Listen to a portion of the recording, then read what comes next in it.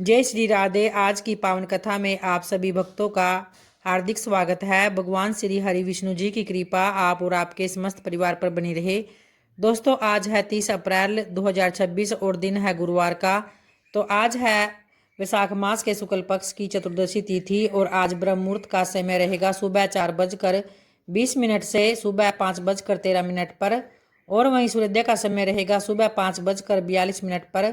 सूर्यास्त शाम 7 बजे होगा और वहीं अभिजीत मुहूर्त का समय रहेगा सुबह 11:52 से दोपहर 12:45 पर और वहीं राहु काल का समय रहेगा दोपहर 1:06 से दोपहर 2:49 पर। तो इस समय में आप कोई भी शुभ कार्य प्रारंभ न करें और अगर आपने कोई भी शुभ कार्य पहले से प्रारंभ किया हुआ है तो आप कर सकते हैं, अन्यथा आप इस समय में न करें। और आइए अब भगवान श्री हरि विष्णु जी का ध्यान करते हुए आज की पावन कथा को प्रारंभ करते हैं, जिसमें आज वैशाख मास के अंतिम 3 तिथियों की महत्ता के बारे में बतलाया गया है। श्रुतदेव जी कहते हैं कि हे राजेंद्र, वैशाख मास के शुक्ल पक्ष में जो अंतिम 3 त्रयोदशी से लेकर पूर्णिमा तक की तिथियां हैं वे बड़ी ही पवित्र और शुभ कारक हैं। उनका नाम पुष्करणी है। वे सब पापों का क्षय करने वाली हैं और जो संपूर्ण वैशाख मास में स्नान करने में असमर्थ हो वह यदि इन 3 तिथियों में भी स्नान करे तो वैशाख मास का पूरा फल उन्हें प्राप्त हो जाता है।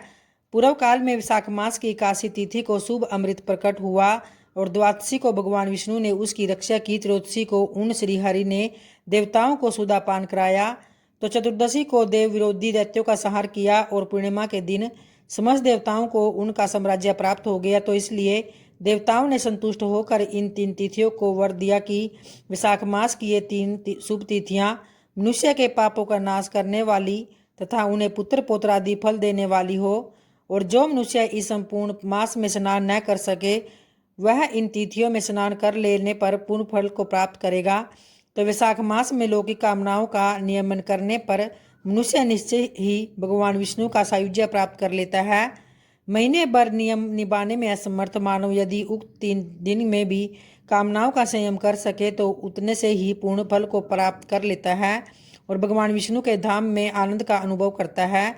तो इस प्रकार वर देकर देवता अपने धाम को चले गए और अतः पुष्करणी नाम से प्रसिद्ध अंतिम 3 तिथियां पुण्यदायिनी, समस्त पाप राशि का नाश करने वाली तथा पुत्र पुत्र को बढ़ाने वाली हैं। और जो वैशाख मास में अंतिम 3 दिन गीता का पाठ करता है उसे प्रतिदिन अश्वमेध यज्ञ का फल भी प्राप्त होता है।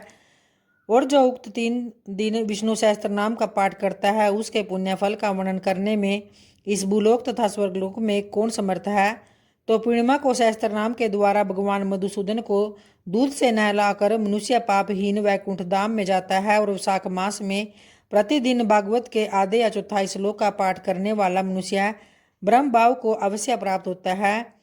जो वैशाख के अंतिम 3 दिनों में भागवत शास्त्र का श्रवण करता है वह जल से कमल से के पत्ते की भांति कभी भी पापों से लिप्त नहीं होता। और उक्त 3 दिनों के सेवन से कितने ही मनुष्यों ने देवत्व प्राप्त कर लिया है और कितने ही सिद्ध हो गए और कितनों ने ब्रह्मत्व को पा लिया। ब्रह्म ज्ञान से मुक्ति होती है अथवा प्रयाग में मृत्यु होने से या वैशाख मास में नियम पूर्वक प्रातःकाल जल में स्नान करने से मोक्ष की प्राप्ति अवश्य होती है। तो इसलिए वैशाख के अंतिम 3 दिनों में स्नान, दान और भगवत पूजन आदि अवश्य करना चाहिए। वैशाख मास के उत्तम महात्म्य का पूरा वर्णन रोग शोक से रहित होकर जगदीश्वर भगवान नारायण के सिवा और कोई दूसरा कौन जान सकता है। तुम भी वैशाख मास में दान आदि का उत्तम कर्म कर अनुष्ठान करो, इससे निश्चय ही तुम्हें भोग और मोक्ष की प्राप्ति होगी। और इस प्रकार मिथिलापति जनक को उपदेश देकर श्रुतदेव जी ने उनको अनुमति लेकर वहां से जाने का विचार किया। तब उसके बाद राजा ऋषि जनक ने अपने अभ्युदय के लिए उत्तम उत्सव कराया और श्रुतदेव जी को पालकी पर बिठाकर विदा किया। तब वस्त्र आभूषण गो भूमि तिल और सुवर्ण आदि से उनकी पूजा और वंदना करके राजा ने उनकी परिक्रमा भी की। तत्पश्चात उनसे विदा होकर महातेजस्वी एवं परम यशस्वी श्रुतदेव जी संतुष्ट होकर प्रसन्नता पूर्वक वहां से अपने स्थान को प्रस्थान कर गए। और तब नारद जी कहते हैं कि हे अम्बरीश, यह उत्तम उपाख्यान मैंने तुम्हें सुनाया है जो कि सब पापों का नाश तथा संपूर्ण संपत्तियों को देने वाला है और इससे मनुष्य भुक्ति मुक्ति ज्ञान एवं मोक्ष प्राप्त कर लेता है। तब नारद जी का यह वचन सुनकर मां यशस्वी राजा अम्बरीश मन ही मन बहुत प्रसन्न हुए और उन्होंने ब्रह्म जगत के व्यापारों से निवृत्त होकर मुनि को साष्टांग प्रणाम किया और अपने संपूर्ण वैभवों से उनकी पूजा भी की। तत्पश्चात उनसे विदा लेकर देवर्षि नारद दूसरे लोक में चले गए, क्योंकि दक्ष प्रजापति के शाप से वे एक स्थान पर नहीं ठहर सकते थे। तो राजऋषि अम्बरीश भी नारद जी के बताए हुए सब धर्मों का अनुष्ठान करके निर्गुण पर ब्रह्मा परमात्मा में विलीन हो गए। और जो इस पापनाशक एवं पुण्यवर्धक उपाख्यान को सुनता है और पढ़ता है वह परम गति को प्राप्त होता है। जिनके घर में यह लिखी हुई पुस्तक रहती है उनके हाथ में मुक्ति आ जाती है। फिर जो सदा इसके श्रवण में मन लगाते हैं उनके लिए तो कहना ही क्या। तो इस तरह से आज के वैशाख मास महात्म्य का अंतिम अध्याय यहीं संपन्न होता है। और आइए अब ब्रह्मकुंड, ऋण मोचन तथा पाप मोचन आदि तीर्थों की महिमा के बारे में उनकी पावन कथा को प्रारंभ करते हैं। सूत जी कहते हैं कि प्राचीन काल में जगत संरष्टा ब्रह्मा जी ने भगवान विष्णु को जब अयोध्यापुरी में निवास करते देखकर स्वयं भी वहां रहने का निश्चय किया, तो उन्होंने वहां की यात्रा की और अपने नाम से एक विशाल कुंड बनवाया, जो अनेक देवताओं से संयुक्त तथा अगाध जलराशि की लोल लहरों से सुशोभित था। और कुमुद, उत्पल, कहार और पुंडरिक से आच्छादित हुआ वह कुंड सब पापों का नाश करने वाला भी था। तो उस समय ब्रह्मा जी ने कुंडल के विषय में इस प्रकार कहा कि इसमें विधि पूर्वक स्नान करने से पापी जीव भी विमान पर बैठकर सुंदर दिव्य वस्त्र से सुशोभित होकर प्रलयकाल पर्यंत ब्रह्मलोक में निवास करेंगे। और यहाँ यथाशक्ति दान और होम करने से मनुष्य तुलादान और अश्वमेध यज्ञ का पुण्य प्राप्त कर लेंगे। तो इस तीर्थ में विधि पूर्वक किया हुआ स्नान, दान और जप आदि कर्म संपूर्ण यज्ञों के समान महापातकों का नाश करने वाला भी होगा। यह कुंड ब्रह्म कुंड के नाम से प्रसिद्ध होगा और इसके समीप मैं सदा निवास करूंगा। तो यो कहकर देवदेव लोक पितामह ब्रह्मा जी उस तीर्थ को देखकर देवताओं के साथ अंतर्ध्यान हो गए और तभी से वह कुंड इस पर पृथ्वी पर विशेष विख्यात हो गया। वह महाकुंड चक्र तीर्थ से पूर्व दिशा में स्थित है। ब्रह्मकुंड से पूर्व उत्तर दिशा में 700 धनुष की दूरी पर सरयू जी के जल में ऋण मोचन नामक तीर्थ विद्यमान है। और वहां पूर्व काल में तीर्थ यात्रा के प्रसंग से आए हुए मुनिवर लोमस ने विधि पूर्वक स्नान किया था। इससे वे ऋण मुक्त एवं पाप शून्य हो गए थे। तब उन्होंने अपनी दोनों भुजाएं ऊपर उठाकर हर से आंसू बहाते हुए कहा, यह ऋण मोचन नामक तीर्थ बहुत उत्तम है। मनुष्य पर इहलोक और परलोक के जो 3 प्रकार के ऋण हैं वे सब इस तीर्थ में स्नान करने मात्र से क्षण भर में नष्ट हो जाते हैं। तो इसलिए यहाँ फल की इच्छा रखने वाले पुरुष को श्रद्धापूर्वक विधि के साथ यथाशक्ति स्नान और दान जरूर करना चाहिए। इस प्रकार तीर्थ का माहात्म्य बतलाकर मुनिश्रेष्ठ लोमस उसके गुण की प्रशंसा करते हुए वहां से अंतर्ध्यान हो गए। और ऋण मोचन तीर्थ से पूर्व दिशा में 20 धनुष की दूरी पर पाप मोचन तीर्थ है। यह भी सरयू के जल में ही है। वहां स्नान करने से मनुष्य उसी क्षण सब पापों से मुक्त होकर शुद्ध हो जाता है। पंचाल देश में नरहरि नाम से प्रसिद्ध एक ब्राह्मण था, जो दुष्टों के संग के प्रभाव से पापात्मा हो गया और उसने ब्रह्महत्या आदि अनेक प्रकार के पाप किए थे। तो पापियों के संसर्ग में आकर वह तीनों वेदों के मार्ग की निंदा करता था। और वह किसी समय साधुओं के साथ तीर्थ यात्रा के प्रसंग से अयोध्या जी में आया। उस महापातक की ब्राह्मण ने साधु संग से पाप मोचन तीर्थ में स्नान किया। फिर तो उसी क्षण उसकी सारी पाप राशि नष्ट हो गई और वह निष्पाप होकर दिव्य विमान पर बैठकर विष्णुधाम को चला गया। तब मनुष्य को सब पाप की शुद्धि के लिए वहां माघ कृष्ण चतुर्दशी को विशेष रूप से स्नान और दान करना चाहिए। अन्य समय में भी स्नान करने पर सब पापों का क्षय हो जाता है। और पाप मोचन तीर्थ में से पूर्व दिशा से जो धनुष की दूरी पर सहस्त्रधारा नामक उत्तम तीर्थ है, जो सब पापों का नाश करने वाला है, उसी में शत्रु वीरों का नाश करने वाले वीरवर लक्ष्मण श्री रामचंद्र जी की आज्ञा से योग शक्ति द्वारा प्राण त्याग कर आपने शेष नामक स्वरूप को प्राप्त हुए थे। और एक धनुष का प्रमाण 3.5 हाथ माना गया है, तो 4 हाथ का एक दंड बताया गया है। पहले की बात है, रघुकुल नायक श्री रामचंद्र जी ने देवताओं का कार्य पूरा करके काल के साथ बैठकर एकांत में मंत्रणा की थी। और उसी समय उन्होंने यह प्रतिज्ञा भी की थी कि परस्पर मंत्रणा करते समय हम दोनों को जो कोई समीप आकर देखेगा वह शीघ्र ही मेरे द्वारा त्याग दिया जाएगा। और ऐसा निश्चय करके जब वे मंत्रणा करने लगे तब लक्ष्मण जी राजद्वार पर खड़े होकर पहरा देने लगे।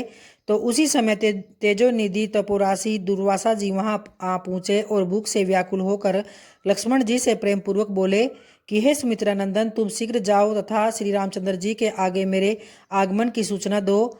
मैं कार्यवश उनसे मिलने आया हूँ, तुम्हें मेरी यह बात टालनी नहीं चाहिए। और तब लक्ष्मण जी सांप से डर कर शीघ्र ही भीतर गए और श्री रामचंद्र जी तथा कालदेव दोनों के सामने खड़े हो गए और यह निवेदन किया कि तपोराशि अभिनंदन दुर्वासा श्री रघुनाथ जी के दर्शन करने के लिए आए हैं। तो श्री रामचंद्र जी ने काल से सलाह करके उन्हें विदा किया तथा स्वयं बाहर निकले। बाहर आने पर उन्होंने मुनि को देखा और प्रणाम करके उन्हें आदर पूर्वक भोजन भी कराया। उसके बाद उन्हें सम्मान पूर्वक विदा किया तथा सत्या भंग होने के ब्याह से श्री रघुवर ने लक्ष्मण को त्याग दिया। लक्ष्मण जी अपने बड़े भाई की आज्ञा का सफल बनाने के लिए सरयू के तट पर आए और स्नान करके ध्यान का आश्रय लेकर सच्चिदानंद में परमेश्वर में अपने शांत मन को शीघ्र ही लगाकर अविचल भाव से बैठ गए। फिर उसके बाद सहस्त्र फणों से सुशोभित शेषनाग पृथ्वी को सहस्त्र छिद्रों में भेदन करके वहां प्रकट हुए और इसी समय देवराज इंद्र भी देवताओं को साथ लेकर स्वर्गलोक से वहां आए और शेषनाग के फणों की सहस्त्र मणियों से वहां पृथ्वी दग्ध हो गई थी। तो इसलिए सरयू तटवर्ती यह शुभ कारक महातीर्थ सहस्त्रधारा के नाम से विख्यात हुआ। तो प्रेम से बोलिए भगवान श्री हरि विष्णु जी की जय, माता लक्ष्मी जी की जय। और आइए अब तुलसी माता का ध्यान करते हुए उनकी आरती को प्रारंभ करते हैं।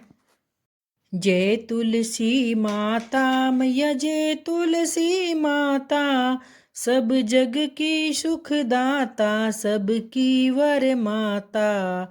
जय तुलसी माता, सब योगों से ऊपर, सब रोगों से ऊपर, रज से रक्षा करके सबकी भवत्राता। मैया जय तुलसी माता, बटु पुत्री है श्यामा की, सुरबल्ली है ग्राम्या, विष्णु प्रिया जो तुमको सेवे, सो नर तर जाता। मैया जय तुलसी माता, हरि के शीस विराजित, त्रिभुवन से हो वंदित, पतित जनों की तारिणी तुम हो विख्याता।